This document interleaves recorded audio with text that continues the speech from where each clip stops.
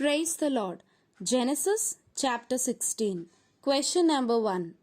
షారాయికి దాసురాలు ఎవరు? ఆన్సర్ హాగరు అను ఐగుప్తియురాలు. Question number 2. హాగరును దేవుడు ఎక్కడ కనుగొనెను?